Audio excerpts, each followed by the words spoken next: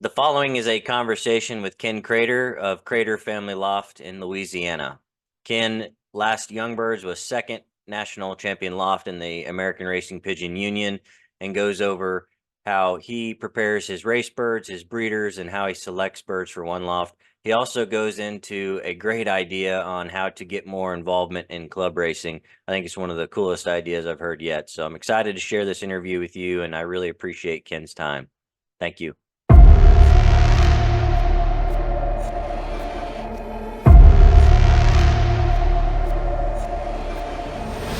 All right, Ken Credeur, Credeur Family Loft. How are you? Thank you for coming on. Hey, doing good, Jeff. Glad to be here.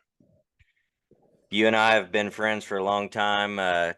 You got started how many years ago now has it been? So, I think it was 2013, our first year when we first started flying.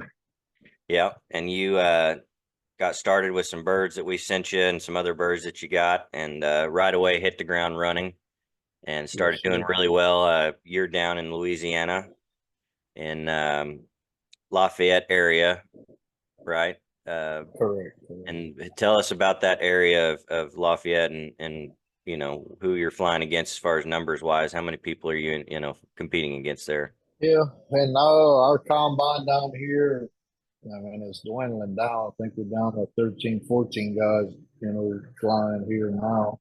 The club I fly in Cajun land, we're down to 4 guys.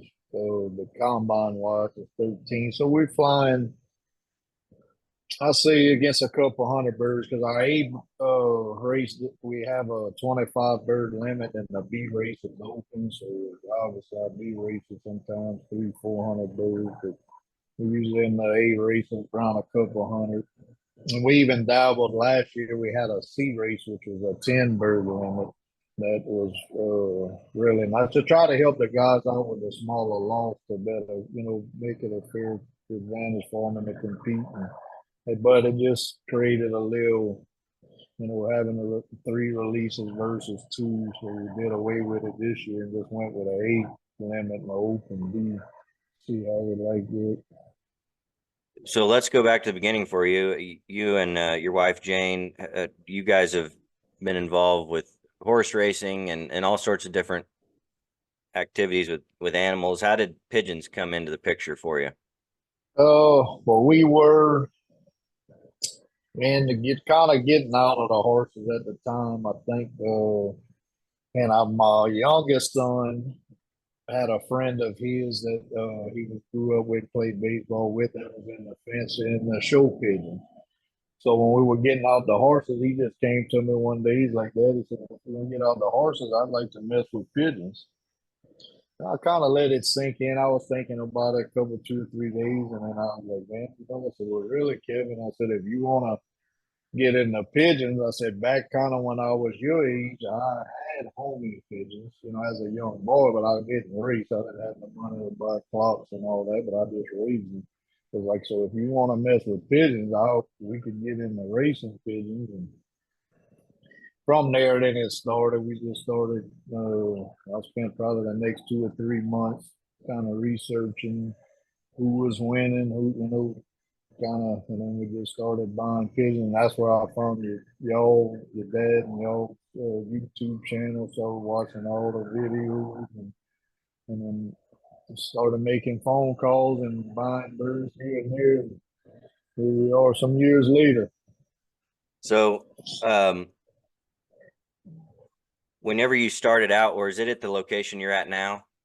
No, I was actually in Rain, which Okay. I'm still. It's a Rain address, but I'm farther, probably 10 miles farther south than I was when we first started. I was in town then. And whenever you kind of got started, how many pigeons did you start with? Did you start in young birds, I would guess? Yes, we started with young birds, and I had acquired, some of the breeders I brought from y'all and a few other places. I think our first season we started off with like 30, 35 young birds, and had an exceptional season. And we started off winning right out the gate.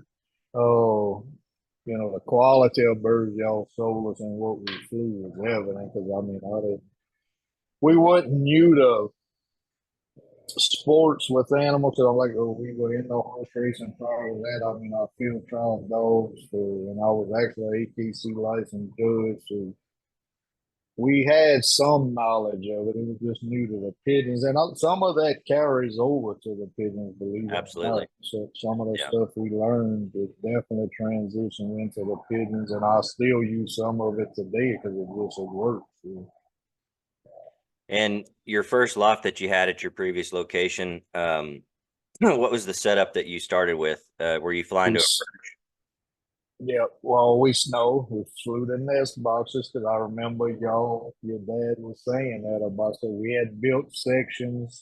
I think they were 4 by 6. I started off. I had 3 sections that size with large nest boxes in them, and they flew exceptionally well. right? And that being said, now since of course we've grown, now I have an old bird loft and a young bird. And the young bird loft is just purchased. Well, this past year, flying our young bird team because we had the winter meat bird and the young bird loft. I flew my young bird team in the old bird loft back with nest boxes, and we had a phenomenal year. And I'm telling Jane, we was kind of talking about kind of is that not because they was flying the nest boxes versus flying back the purchase, Right. making them more territorial and wanting to get home. Yeah, and that's exactly it. My dad always talks about territoriality and the passion they have Uh, for the nest box and wanting to get back home. And you've had a lot of success. You were first national young birds for a long time. Then I think Martis there at the end of his season yeah, was able right to at the jump up to end one. So of I talked to him about that. But you've had a awesome success with racing there, and so yeah, like I said, this past season, currently second national, and now you're starting up your old bird season, right? correct, correct. And And we into a half hour season. We just flew a 500 last week, which we had a good race. And this week is off for Easter. Man, we always take that weekend off. But some people travel, so we're about halfway. I think we have 5 races left in our old bird season already. So we're well into it now. yep. So whenever you're let's talk about the loft you have now. What's your morning routine? I know that you have a lot of traveling to do with work, but when you are able to be home, and when, like I said, when you're gone, Jane's able to be there, and you have a great partnership together where you're able to, Yeah. fill in for each other. When you're there, what are you and Jane doing in the morning with the, let's just say, young birds, and then what are you doing with old birds? What's the routine for the morning The when racing? morning, yeah, well, young birds, basically, we don't separate for young birds.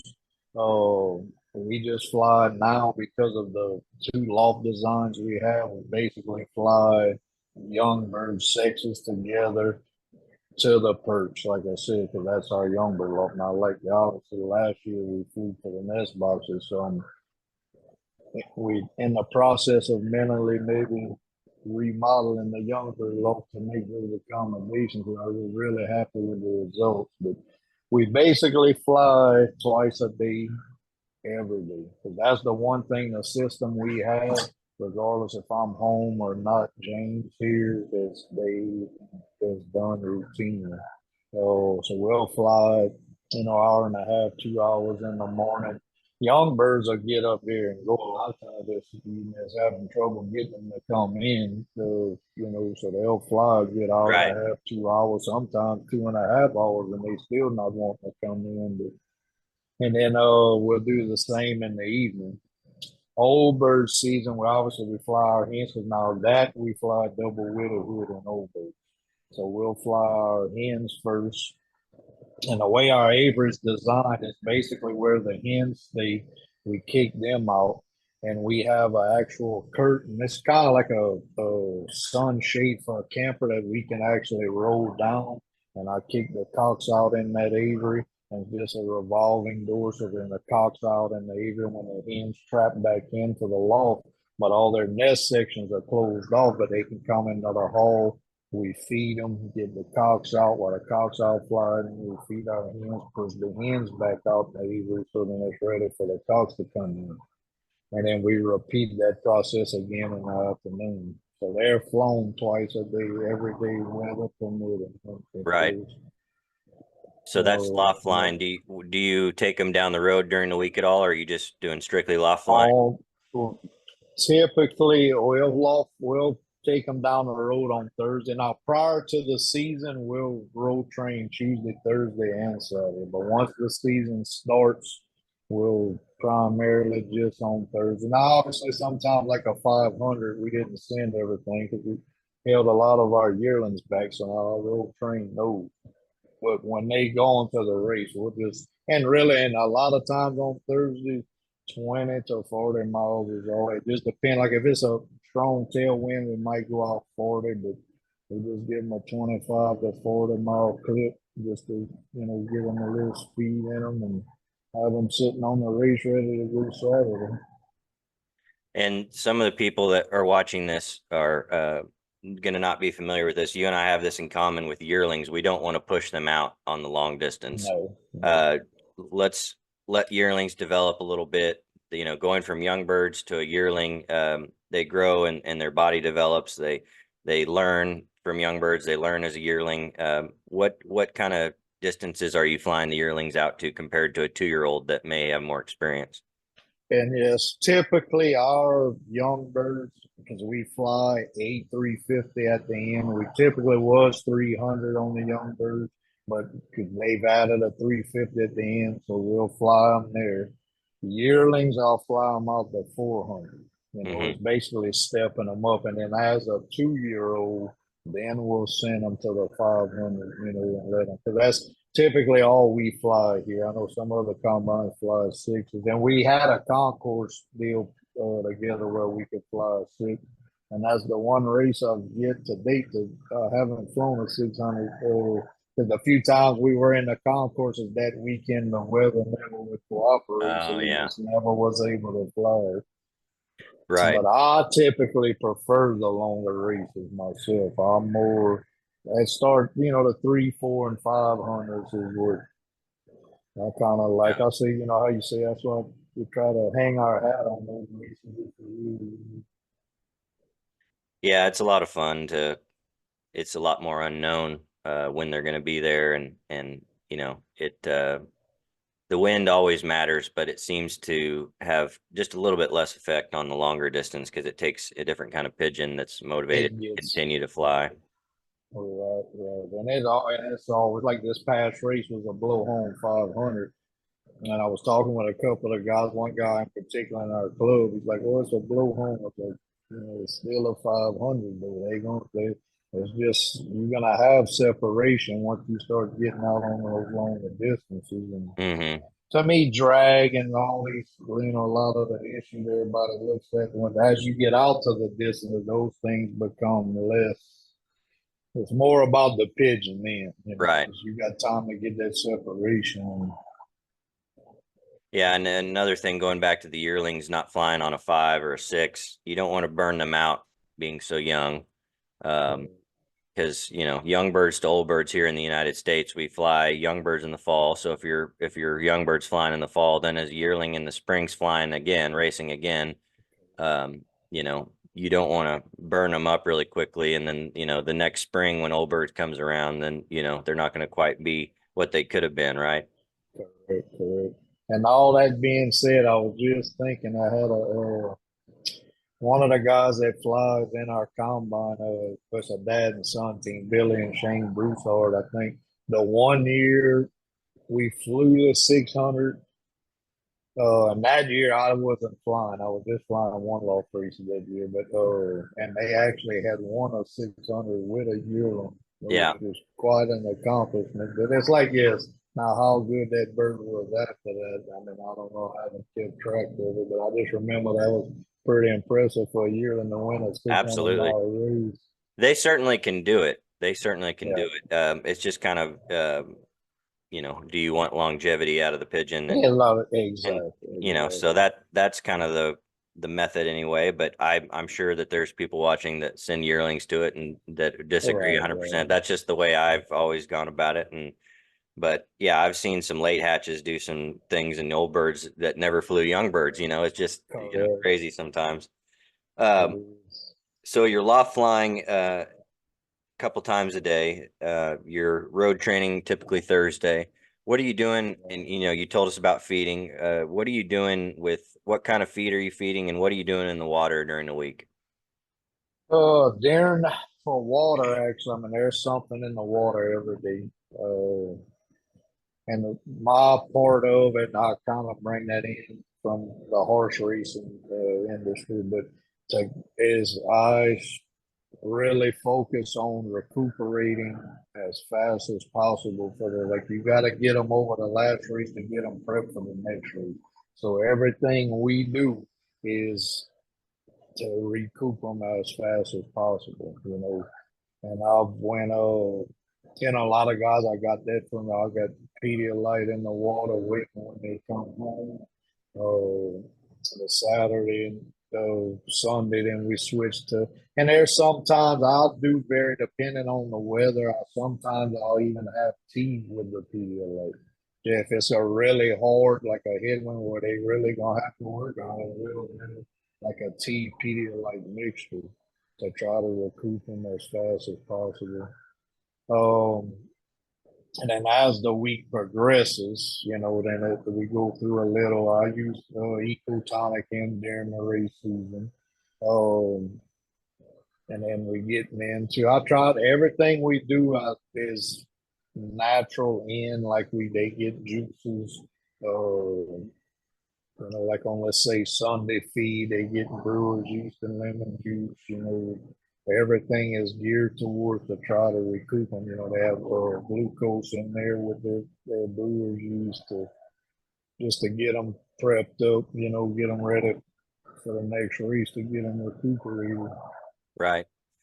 And what are we putting on the feed during the week? The the feed wise, now that's I've developed a system. I think feeding wise, which works for us here. And that's one thing. Depending where you from, this may not work for other guys, but the climate we fly in is very hot, very humid.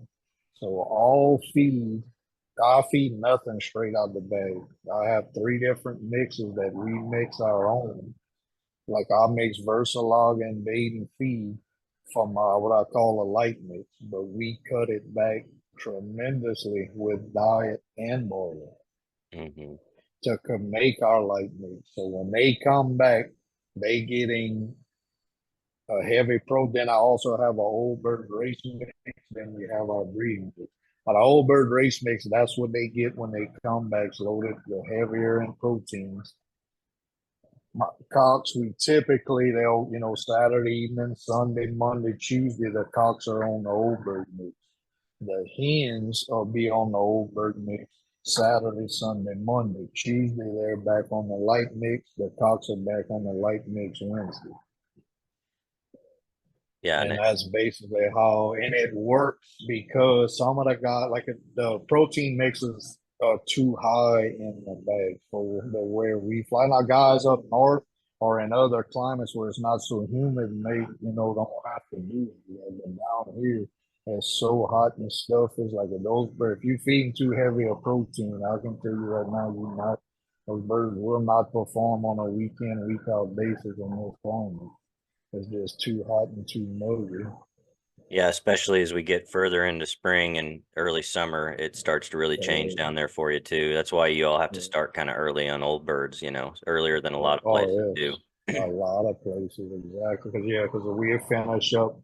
Oh, we fly to Texas Open as our last race, which is the first Saturday in May. But by that time down here, man, you might be flying that last 500 the week before that. We've had some 10, 12 mile an hour in the upper 80s for 500. It gets kind of rough, what you Yeah, find in the 10, 12 mile an hour headwind for yeah. 500 miles. Yeah, for those who don't know, the Texas Open involves Oklahoma, Texas, Louisiana. Uh, who else am I missing? But it's a Well, they got Florida, yeah, big part of Texas. And I think there's a club or two in Missouri, maybe Missouri. that I think flies in as well.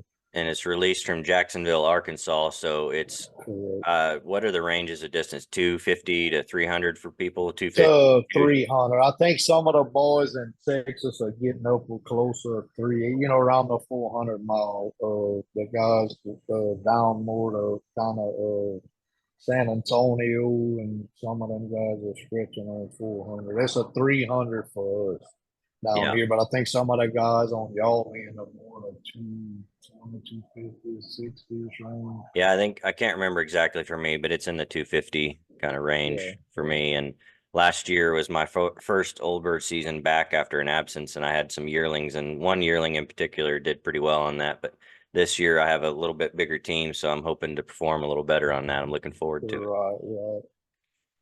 But so we went over products that you're using. What about grits? What are you doing grit wise? Maybe the same as feed. I don't know if that's maybe in my head, but I buy two different kind of feed your body and the Versalina all in one, which are mixed together. And I had pig pots, natural clays, charcoal. I added so much to it. I had a little finch, some optimal start, red racing mineral. So the way I kind of look at it, I approach things that, yeah, I give it to them. Like if their body need, like they know what they need. It's my job to give it to them and put them in front of it. So I'll put every kind of I can find, in the grit to where if their body's needed, it's there available for them to do. What about the schedule for it? Are you giving it every day? I know I'll do a 3 days a week here, Tuesday, Thursday, and Saturday. Like when they come back from a race, because typically they have grit in front of them, all except Friday. Fridays I'll mhm. put like the basket day, I'll pull the grit from them, dump it, and but they have fresh grit back that Saturday. And Tuesdays and Thursdays is dumped and refreshing So they because it always just have is so access. hot Yeah. in here. They have Correct, they have correct. access to it, but you're freshening it up every couple days. Yes, yes. Got it. Yeah, I do the same with grit. That's one thing that when I was in Belgium, Serge showed me his mixture and all the different mixture. All the different grits and pick stones and stuff he puts in it that, like you said, it lets them recover, gives them the opportunity to get what they need from it, and it just really helps their digestion. And if they digest that grain right, it turns in the energy they need for you to, And the energy yeah, for it. yeah. So that's great. And that's exactly right. Um, Do you have a preferred distance? I know some people like short sprint, some people like the middle distance. You said earlier you like 3, 4, 5s a lot. Do you have a Yeah. distance that's your kind of preference that you enjoy?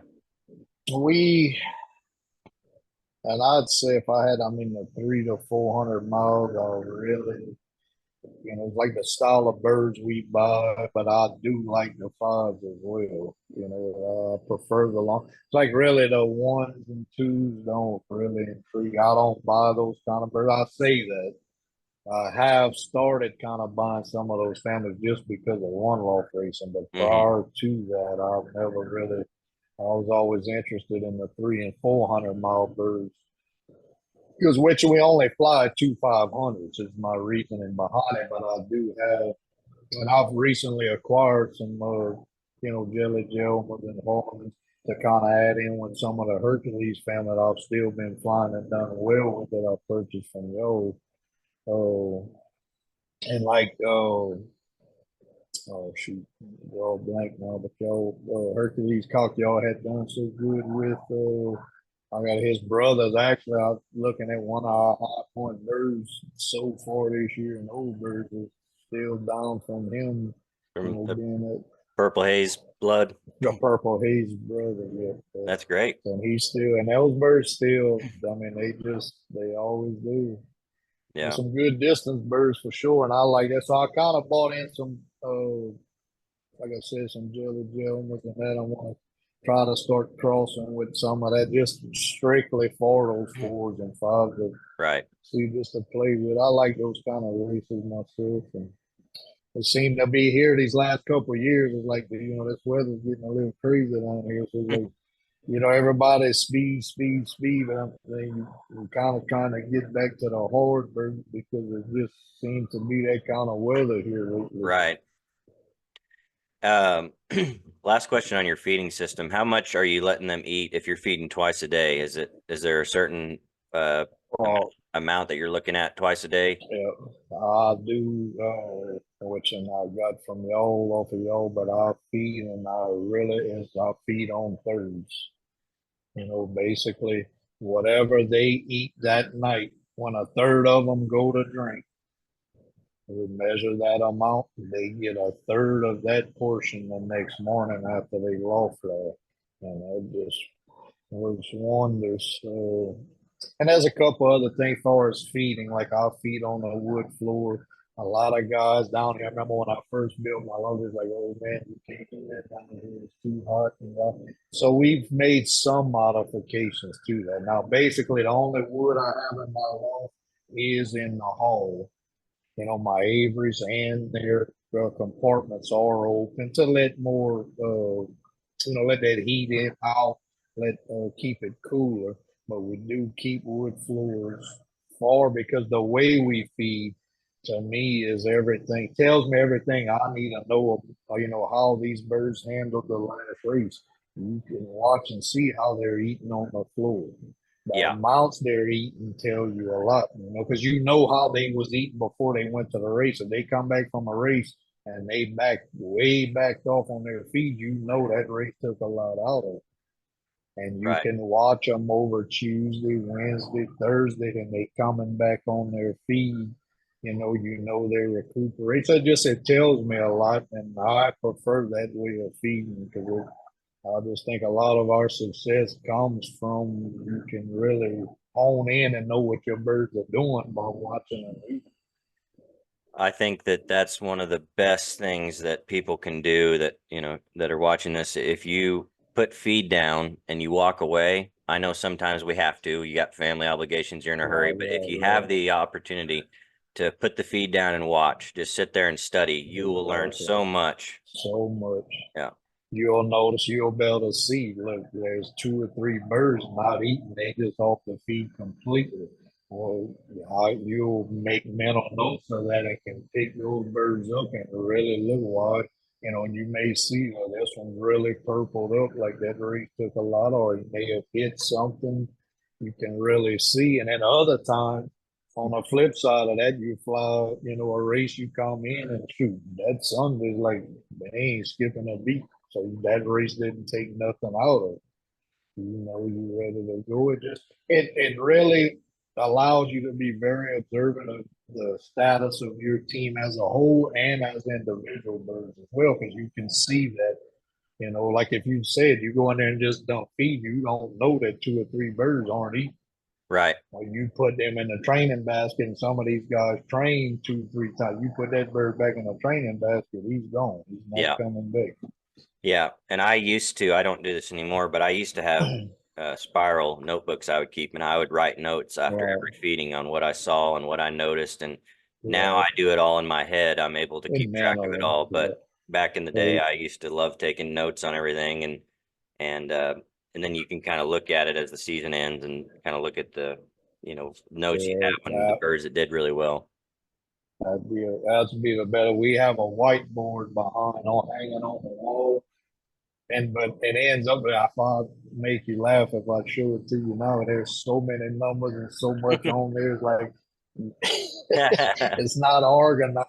But typically, when a bird gets his number on there, it's not a good. It's something like you need to watch this bird because something's not right. He's off his feet or Yeah. hit a wing, hurt a leg. But yes, it's the and it's not because when you have this many birds, starting young birds now again too, so it's like to help you remember, I'll keep it on a whiteboard where you can just turn around and look. Yeah, that bird's been off his feed for a few days, or something's not right with him.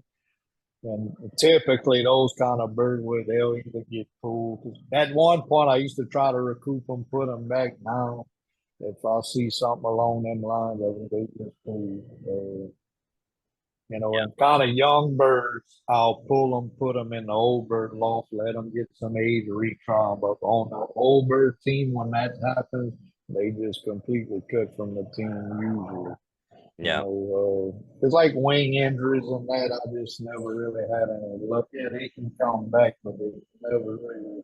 I hadn't had one that's really done anything after a wing injury. So like usually we get them, they just cut from the team and we'll delete them out the clock and keep on rolling. Yeah, one of the cocks on my old bird team came back 2 days after the race, came back on a Monday on a Saturday race, and he was a federation winner and one I was really thinking as a yearling was going to be one that would do some things. Right. So I picked him up, and you could feel that he had been out a couple days. He didn't have as much to him in the body as he normally does, but I looked at his Right. keel and he had just a scab on it. So he obviously He hits hit something. And, so a bird like that, I'm going to have to rest him. And, I may try him again as a 2-year old, but if right. I don't pay attention, then, I'm going to put him in the basket again, and then And he's he's gone. gone. Right? So, like you said, I sometimes agree. it's just like being a coach of a football team or soccer team. You got to manage your players and You got to ways. manage him. That's it. Yeah. Leg injuries I've had, and even hitting stuff on the chest like I've had, they can recover from that. And I've had, look, I got two birds that have broke or had broke legs. He's on this bird. He's right. Yeah. Like their legs are as far away from their heart, so it doesn't bother them that much. We get the leg mended up and they pick Yeah. right back up like they never lost Right. anything. You have an incredibly awesome breeding loft that while I was down there over the fall and got to see it in person. You got to remind me though, you have a hallway that you walk down, and on each side are individual breeding pens, and I've got some pictures that I'll show of it. But talk about your breeding loft and how you got that set up. Yeah, the design is very different, but like I said, I got that design from a parakeet breeder who had a little. Of course, they had like four. It was just a standalone little cage, but the concept of it when I saw it, was like, man, that's. I said, dang, I'll build. So I came home and built a standalone cage for that had seven nest boxes built this way. So basically, is the top half is completely enclosed in plywood. The bottom half, your floor, and half of all the walls is completely is all locked. So it's like maximum. They can get up out of the elements, but it's maximum ventilation. Right.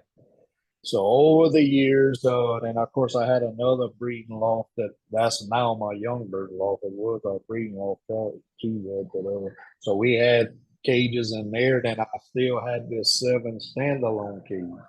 So over the years of breeding, just kind of making mental notes like we always do, I kind of started noticing our better birds was always coming out that 7 cage, and it was not the same breeders from year to year, but it just was starting to make enough to make me notice it. Right. And then so I already had that mental note going. I was like, hey, this concept really working.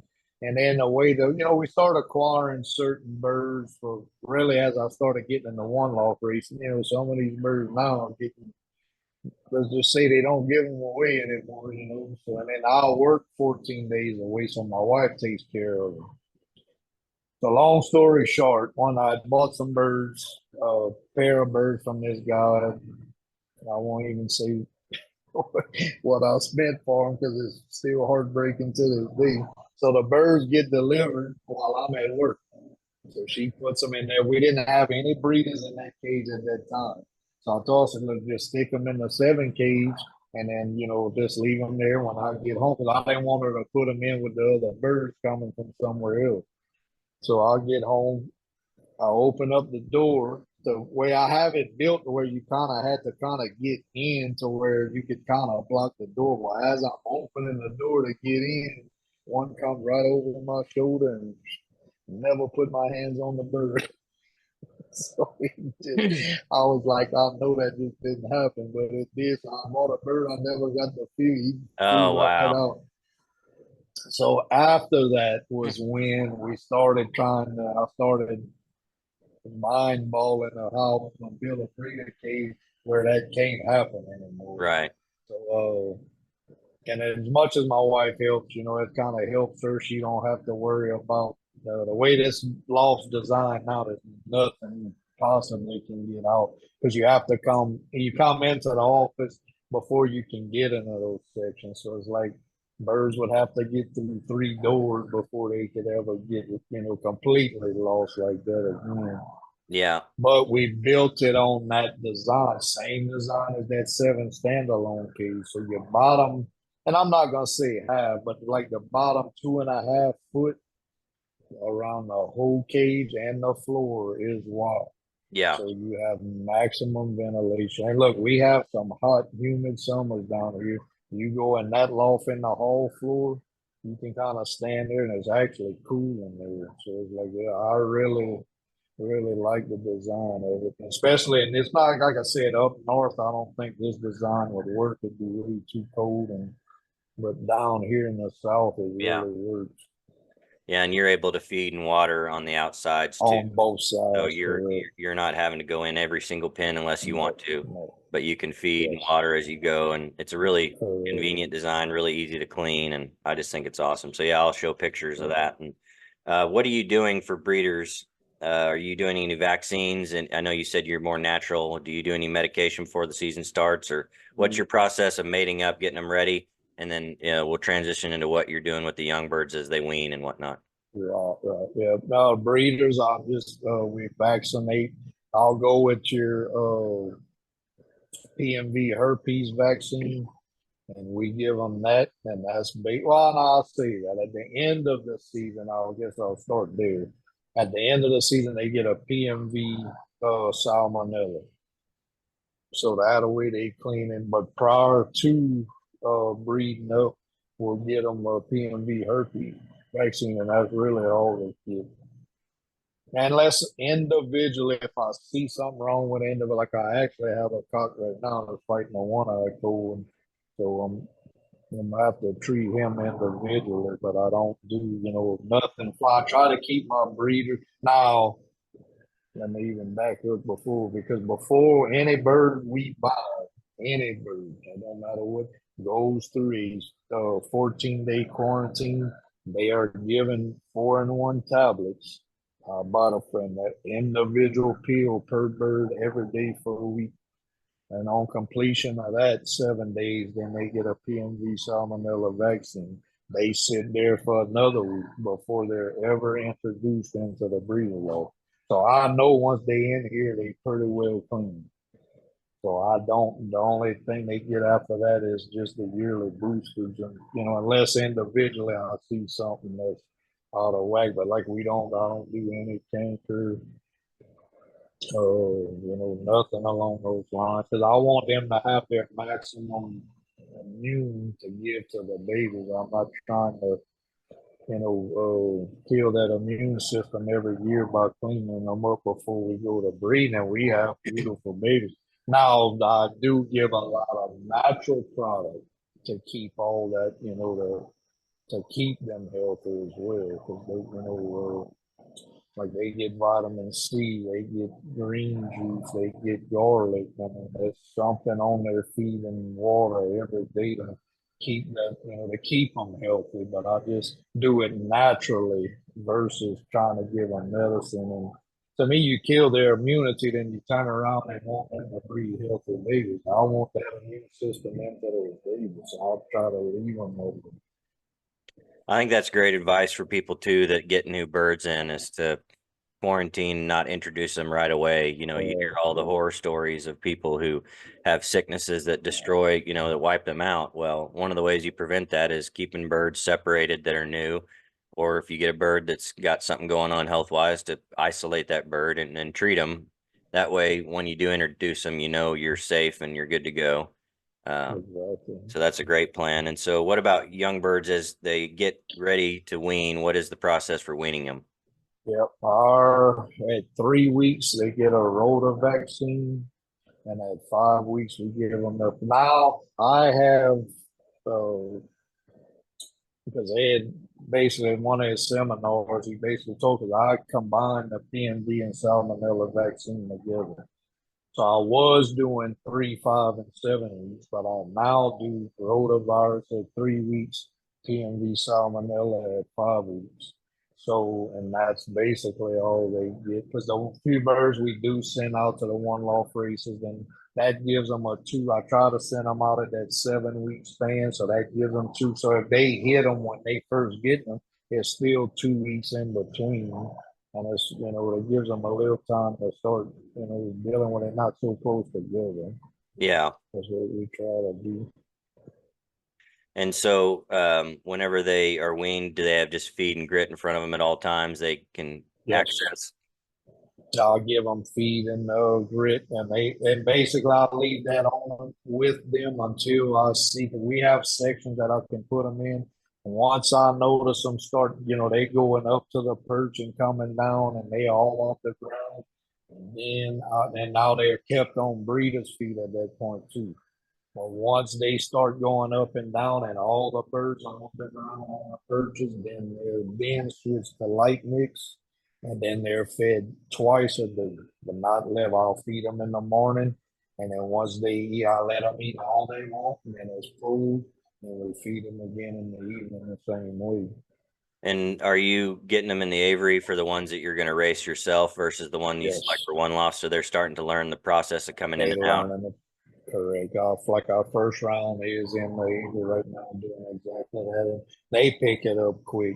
Yeah. As now as I'm pretty much as I can go in there when we go put the feeder down, they hop and they coming in. Because I leave the aviary open so they can go in and out all day. And then but once we close it and shoot, they know now the routine Time to to get go in. right before as soon as you close in the trap, they know it's feeding time. They start hopping down to come eat before you even get the feeder in there. Right. That's great. Um, what type of pigeon are you looking for? Let's let me back up here. You've had a lot of success in one lofts. We all have um, birds that you send out that don't work out. But if you look at what you've been able to accomplish, you've had a lot of great success in one lofts.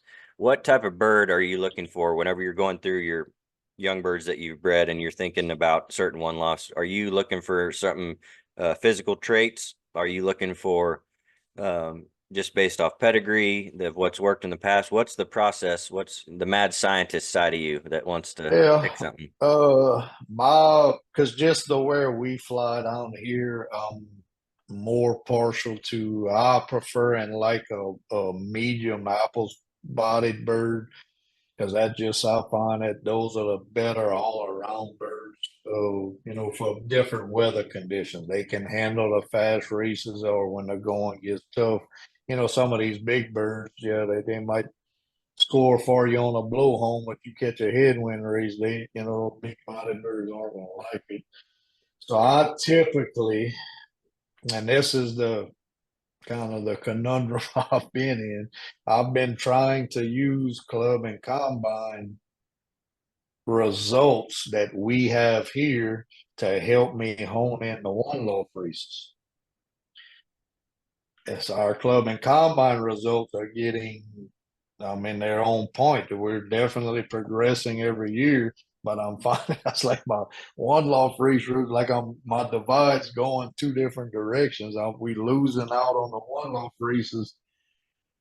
Oh, so I'm kind of have some theories behind that, so I'm trying to work through that now. What I think, because I know as much preparation as we give the birds here, and motivation and feeding, and I think that they are not getting that in the one loft races. That's why our results are kind of going at opposite ends right now. But we're trying to work through that and get it figured out. Typically, I like the hard nosed hens. That's my, I always, a hen, like for me to send out, I want the hens that when the going gets tough, they coming home. That's the kind of birds I want to send. We typically are more that style of a bird. Like I've never really had too much. It's like these big 17, 18, 1900 yards. I know, or when they have that kind of race, I'm not going to be there because I don't have those kind of birds. Right. But Kind of prefer to when it gets going kind of tough, if you get you 11, 12, 1,300 yard a minute races, that's really where we've had our success at, kind of in those ranges. And we've hit a few here in the faster races, but those are little, kind of fluky sometimes there, but most of the time we're not. Because I just know that's what kind of birds it takes down here. So I was kind of Right. trying to hone that. But I've just found that like I've here and I've watched a lot of your videos and a lot of the guys that, in agreement that your one loft and your club and combine birds are two different style of birds. And I'm seeing that in my own personal results for sure. Yeah, I've tried to mate up birds that have participated in one loss, and that's kind of the route I've taken the past couple years to try to get the type of bird that has that type of immune system to be passed on, that can handle those certain conditions that they have to be under for a one loss.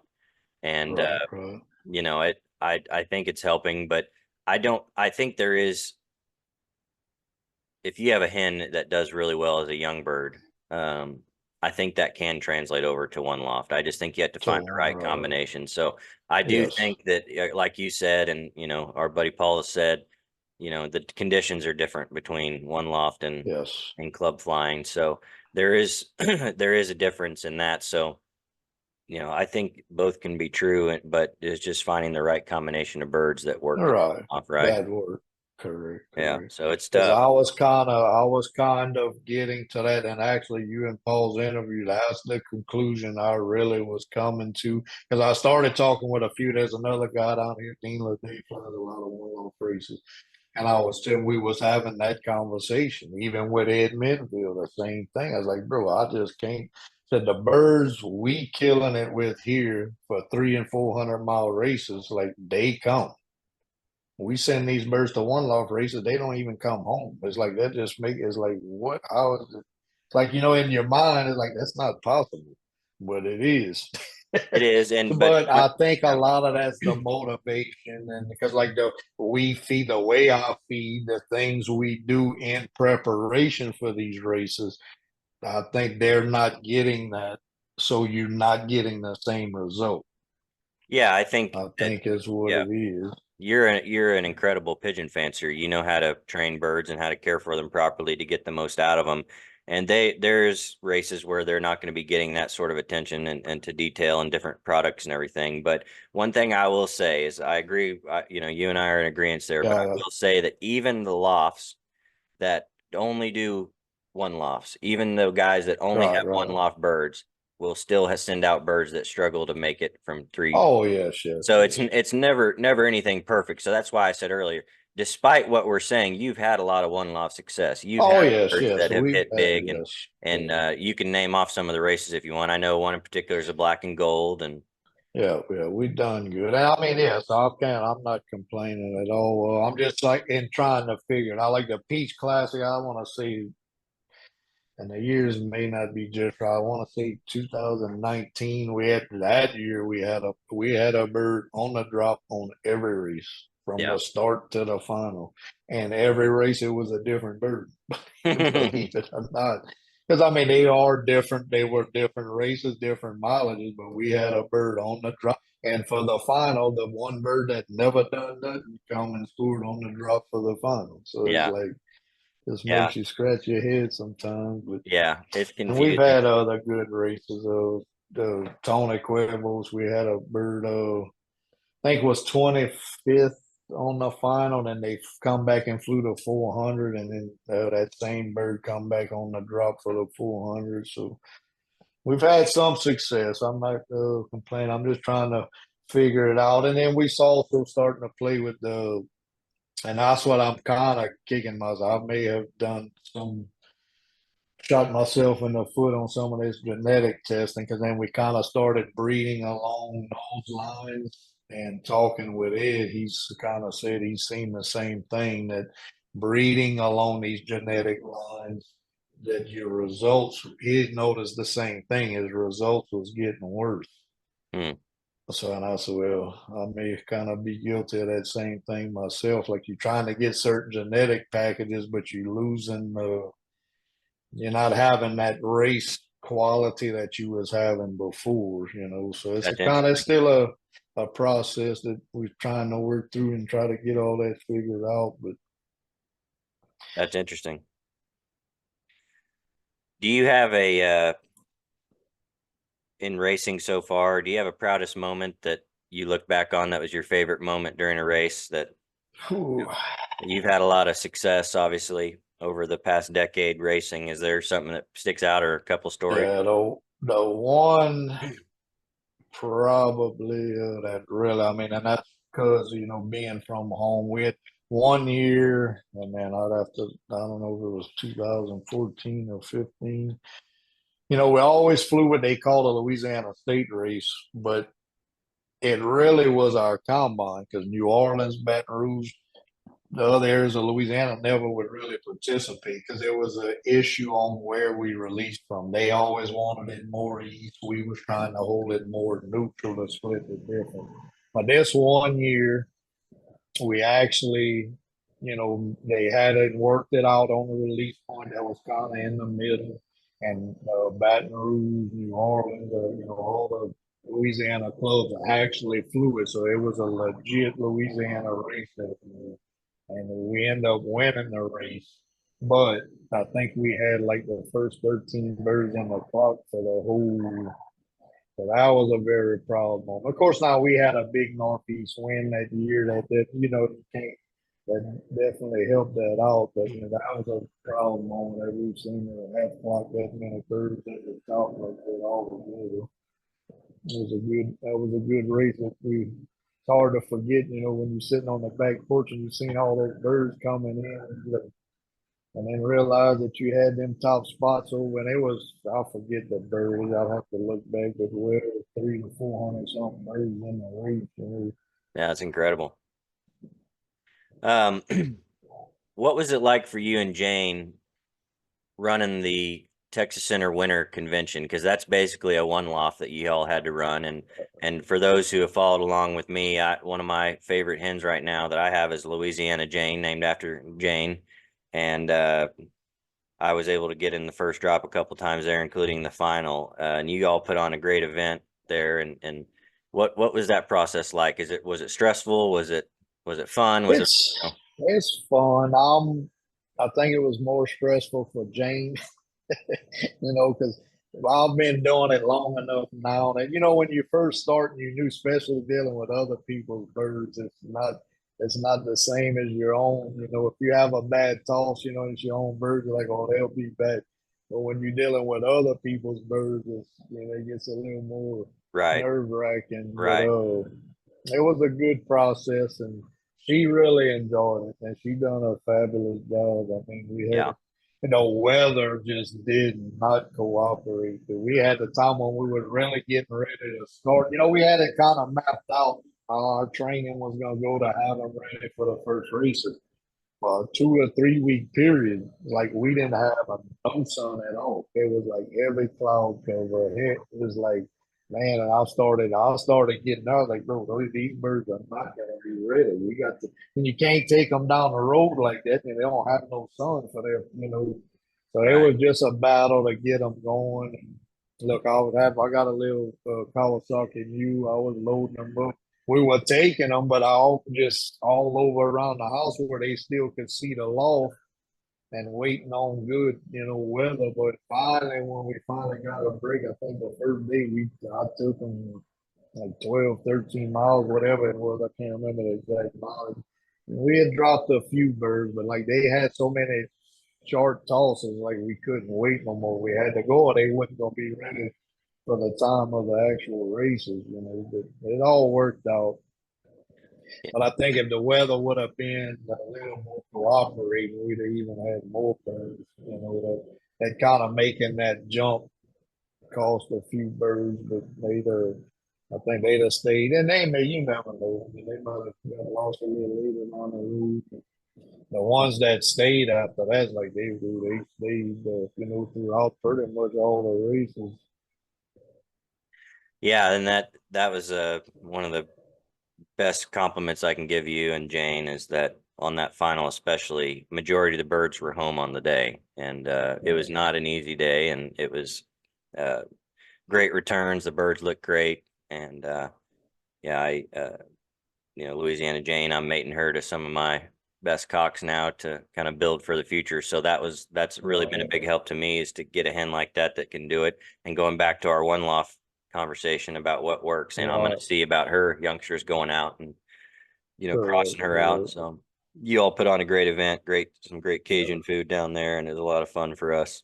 That's a lot of fun, exactly. We had a good time and good people and good food, so that's what it's all about. Yeah. Yeah, I encourage people to join into the Texas Center events that we have that are there, and Right, it's right. a real family atmosphere, and all families welcome, kids and adults alike, and it's a great event no matter where it happens. So you all did a great job for the winter meet. For sure. What let's dive into you've had a lot of great breeders over the years. Let's dive into Lamberton 69. Yeah. Let's talk about that hen. So she's from 2012. My dad and I sent her to you back, I don't know what year that was, probably 13 maybe. Probably 13 if I had to guess. And And she's, yeah. I just say, she's been our ace hen from jump. We've had another hen that was, but this Lamb 69 has bred us so many winners. And even on the race team, because of years, I guess that I knew because we had success in the one loft races and club and comma. Like at the Peach Classic, our final race winner was out a daughter of Lamb 69. Oh, Tony Cuervos' winner was out another daughter of Lamb 69. We knew that, but in the year that we decided because of my job, I went back in the field. I said, well, we're not going to fly club and combine. We're going to go straight just one loft races. So we was kind of dispersing our old birds. And so going through all those birds is like Lamb 69, Lamb 69, Lamb. And then it started, I was like, bro, it really opened my eyes because like these birds stay. It's Hmm. like a lot of birds was down off of her or her daughters. And we've had two daughters of her, with different cocks. And that's the thing with her. And this is with multiple different cocks she's bred as this. Because we've had Louisiana State Ace hens yearling, young birds was second in the zone one year. Was another hen we had was first in the state and maybe third in the zone.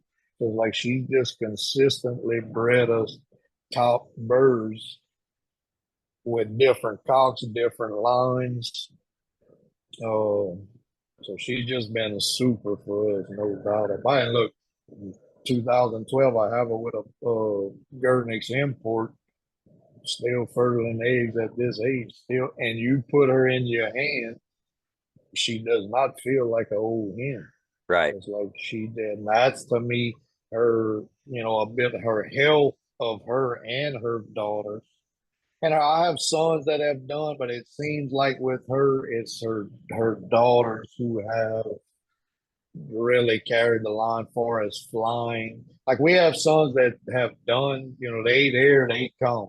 But it's your outstanding ones have been the hens and the hens. Her daughters also breed that as well into there.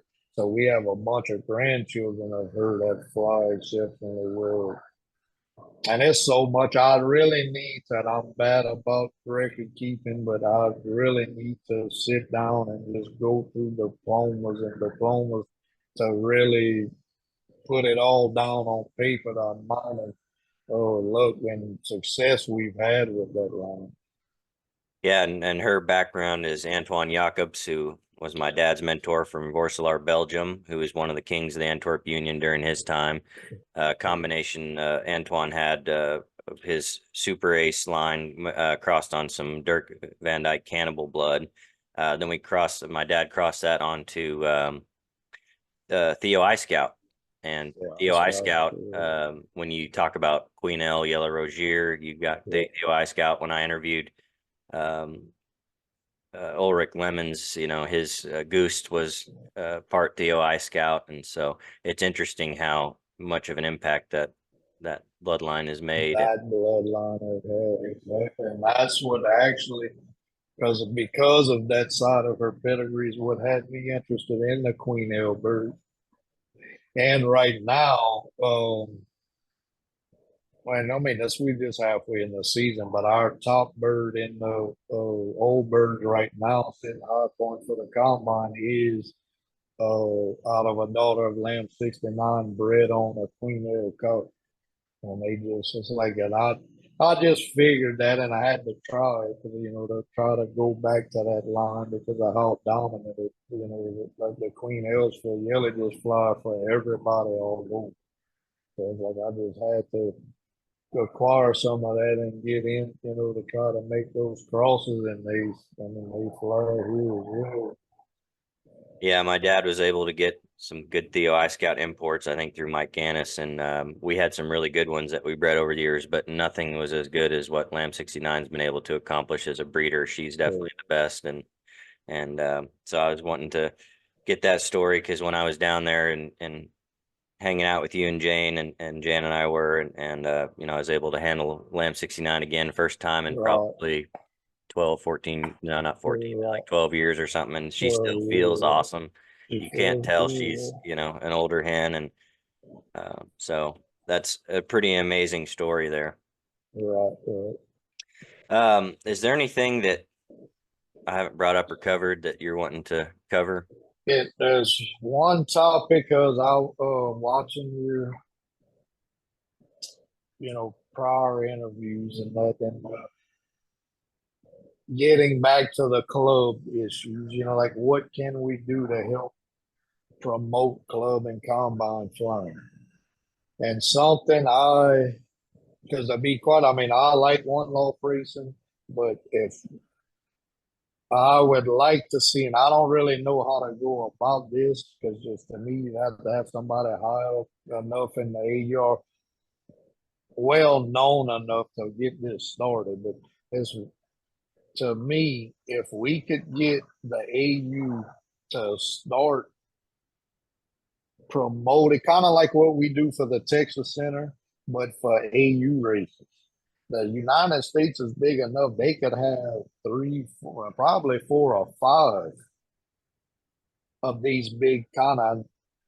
I know you can't call them really national, but maybe regional races Right. because the United States is so big. But and of course, I'm not very proficient with Google Maps and that, but that could be mapped out per sections of how you could fly that. Because I think a lot, and I see in our combine, I think some of the strife is because you got the same guys kind of banging against each other every week.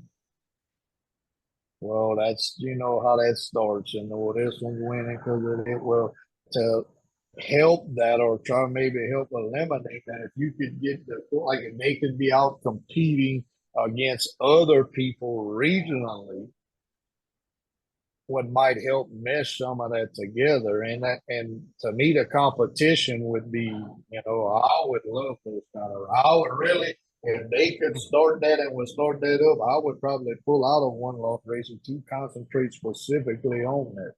So instead of having a big AU convention where it travels around the United States, we're talking Correct. about regional conventions to where, you could combine some states that you could send to. So maybe Right, California, right. Oregon, Arizona, New Mexico kind of thing, Washington area, Texas, like we have the Texas Center, and you get some areas that you could send to and people could compete that Well, kind I'm talking about competing from our own loft, like the of. Okay. Texas Center Open race is what I'm meaning. So, Okay. like what you'd be flying our own birds to your loft under your system Okay.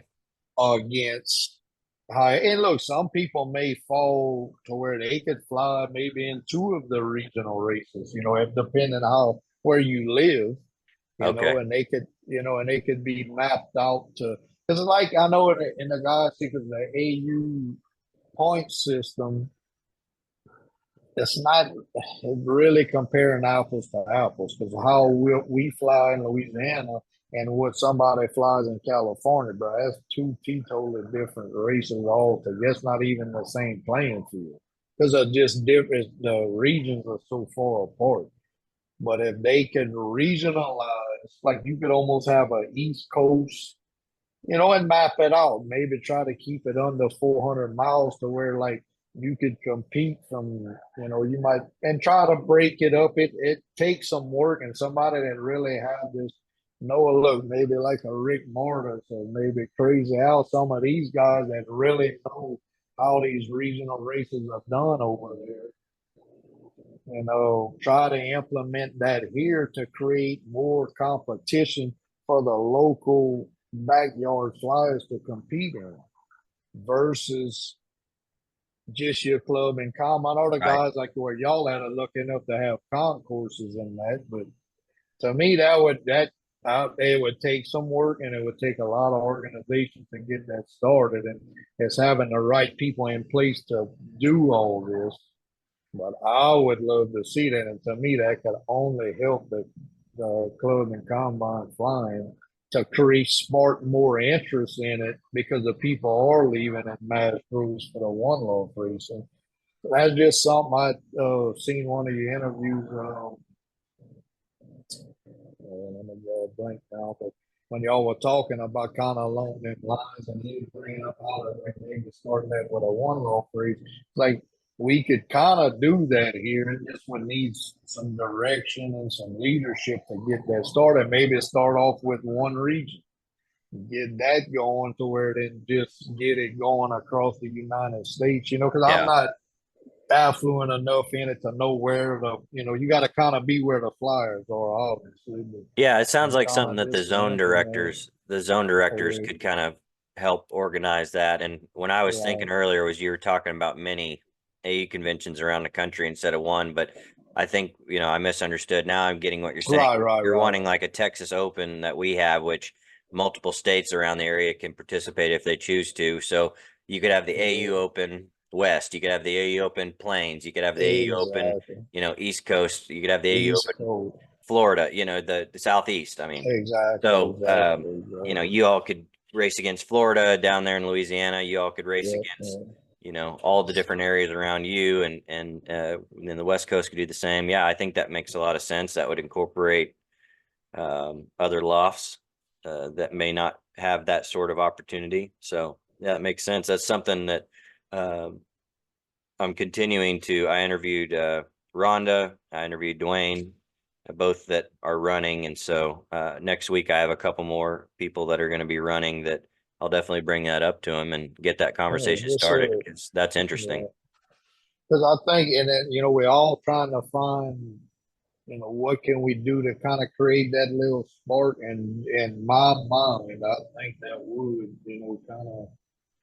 I mean, it would have the potential to. It would just take a lot of work to get it rolling. I understand, and you'd have to have the right person or people in place to promote it, organize it, because it would take a lot. How to set your regions up and who's where, and kind of, you can't. It would take some work, but I think it would be worth the effort for the backyard flyers for club and combine flying. Yeah, I think I that's a great mean, idea. I think that's something that can be discussed, and the AU website could have a big section for it, just like some of the big Belgian websites have pictures of people that win, and correct, you could have the correct. AU opens Give it, different zones and have the winners holding their birds and put it on Facebook and get it on social media, incorporate it, get people excited. give give awards for the wherever the AU convention is, that give awards for these different regions at the award. Get spark interest, really Yeah, get people, and they may start. And that's what I told them with the Texas Open race. The same thing. If it's promoted correctly, it may take a few years, but as people love to see, if you start putting people's name in the highlights, getting awards, it's going to draw more and more people every year. And you just got to start somewhere and just grow it from there. It's obviously it's not going to take off right off year one, but 3, 4 years of it being run correctly and those awards being given, it's going to start pulling bigger and bigger draws every year, and hopefully it could turn into. I don't know if we ever could be equivalent to the big national races they have in Belgium and that, because we just set up differently here in the States are so big, but could kind of get some of that semblance to it, the best we could anyway. Yeah, I think that's one of the more unique options I've heard, and think that's a great idea. And yeah, it's awesome. It's got me thinking, and I think that'll get a lot of people thinking on how that could work. And it'll take people cooperating with each other, which is difficult in the pigeon sport sometimes, with people fighting over race courses and directions and everything. But if people can just talk about it and discuss it, I think there could be some sort of positive impact brought in from that idea. I think that's great. What's your advice? I forgot to ask you this because this is important, but what's your advice to new flyers that are starting out in 2024? What would you say to people who are watching that are getting their first birds, designing a loft? Maybe they're just starting to get interested. And to me, with is That's two things. One, research before, and that's something I did. I researched for probably 3 months before I bought the first bird. For number one, know what it is you're wanting to do. That's first off, you have to have that established. Because, like, if you just want a club and combine fly, or if you're gonna just one loft races, or if you're gonna do both, you need to know that to know. Because the bottom line on one loft racing is research who's winning those races and approach those people. It's that to me, that's to get success quickly. That's the easiest, best way to do it. It's not usually the most cost efficient way to do it, but depending on that, you have to know what your budget, take all that into consideration. If budget's not an issue, research who's winning those races and go after those guys and buy merch. It's that simple. Yeah. Club and combine flying, you don't need to, find local guys who are having success, approach those guys. You just have to know what it is you're wanting to do. Most guys I think typically gonna start off club and combine and maybe grow into the sport as that's how we started, the same thing. And as you start having success locally, then you're like, well, you start sending a few birds out. And the number one thing for me, and I really put a lot, is in loft design. Mm-hmm. And there's no set, it depends where you live, but concentrate on having your loft correct. And it's not, and I think at me, I don't know how many times we remodel because you learn as you go, kind of deal. But I think a lot of emphasis needs to be put on your loft from jump, because that's, and a lot of guys here like, oh man, what you, but I, because we have a rainy, humid climate, so, and I'm constantly trying to tweak the loft to get that right. And I don't know that you ever can get it 100, but you definitely try to, like we got rainy days. If your birds are sitting out in the open, loft, and they getting soaking wet that night, that's not a good thing. And I see a lot of boys down here have those kind of lofts. I know every time it rains, we gonna have a good race because my birds aren't getting soaking wet, sitting there wet all night on a perch while it's raining. Yeah. So it's just little things you got to look at. Like I said, depending, because I'm obviously, even from me to y'all is different. So I don't know, where you live regionally. Guys up north may have to have some really closed in rules. You just look at that hard. You got to have good birds, but your loft has to be right. Yeah. So basically look at guys that are going to be in the area you're going to be in and see what kind of loft designs they have that are working for the guys that are doing well. Right. Yeah. Well, that's great, man. I've taken up enough of your time. I could talk pigeons with you all day. You're one of my favorite people to talk to in the sport, and And Likewise. please tell Jane hello. I know you couldn't I have will. any of this happen without her. She's Oh, keeps definitely. the train moving for you, and you all have a Yes, great sir. partnership. Yes, we do. Yes, we do. And we're lucky to, and you as well. So we're lucky to have, and we're like we've talked about in the past, to have a spouse that you can share this sport with is, that's big. I love it, and it's just it's a team effort, and it really is a team effort, and I really enjoy that part of it. That you get to enjoy that with your spouse is good because not everybody can do it. Yeah. I have so many guys in the club and come like, bro, I can't even get my wife to go feed. It's like, I'm like, yeah, so it's nice. I enjoy it, and I know you do as well. Yeah, we're lucky guys for sure. And Yeah, all right, well, I'm gonna let you get off here. We'll revisit once the old bird season wraps up, and yes, sir. I imagine with a solid old bird season, you're gonna be up there with the President's Cup rankings, and so Yeah, we'll I have to seen talk it. about all that. They was climbing last night. We had a meeting, and they were saying that, oh, you first in the President's Cup. I said, yeah, have the United States hadn't started racing yet. Yeah, well, I still think after everything shakes out, you'll be Yeah, up there pretty tall, and so uh, congratulations to all your success that you've had in such a short time, and you are one of the good ones in the sport that I really enjoy being around and talking to, and so I appreciate you coming on. Is there a way that people that are watching can contact you? Is there a best way to go about that? oh, I mean, phone or that's primarily phone. Yeah, that'd be, and we have, and I'll just give it out. And my phone number is 337-739-8799. And, anybody have questions, or, especially new guys, anything I can do, I definitely try to help guys out locally. I try to save everybody to, it took me years. You kind of learn, like I said, with remodeling. Well, I was remodeling the loft probably 5 times to get where we at, but I can maybe save y'all some of that headache. Yeah, yeah. So definitely. Well, yeah, I think that people can learn a lot from you, and you're on Facebook as well, right? Oh yeah, it's on Facebook as well. Yep, So, perfect. All right, Ken Credeur, Credeur Family Loft. Thank you again. I appreciate it, brother. thank you, my man.